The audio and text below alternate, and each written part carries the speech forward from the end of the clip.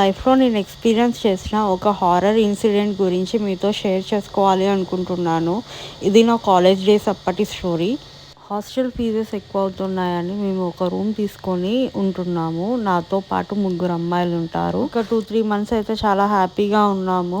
మా రూమ్ ఎలా ఉంటుంది అంటే కొంచెము ఆ విలేజ్ పొలిమేరలలో ఉంటుంది. అంటే బొడ్రాయికి మాకు దగ్గర ఉంటుంది అన్నట్టు. కాలేజ్కి కొంచెం దగ్గరలో అయితే కాలేజ్కి వెళ్ళే దారిలో ఒక శ్మశానం కూడా ఉంటుంది. అంటే ఇప్పట్లో యూజ్ చేయట్లేదు, అది ఎప్పటో శ్మశానం. దాని ముందు నుంచెల్లే వెళ్ళి రావాలి. అయితే ఒకరోజు ఏమైంది అంటే నైట్ 12 అవుతుంది.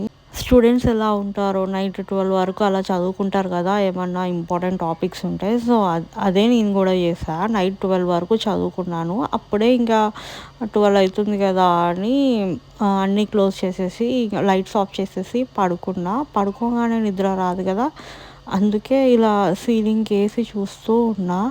ఏదో నల్లటి ఆకారం అయితే మీదికొచ్చి ఇలా మీద కూర్చున్నట్టు అనిపించింది. ఒకటేసారి గట్టిగా అరిచా.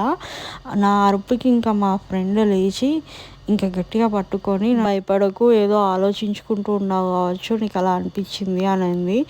ఆ రోజు మేము సీరియస్ తీసుకోలేదు ఆ మ్యాటర్, బట్ అదే మా కొంప ముచ్చింది. నెక్స్ట్ వీడియోలో చెప్తాను ఏం జరిగిందో.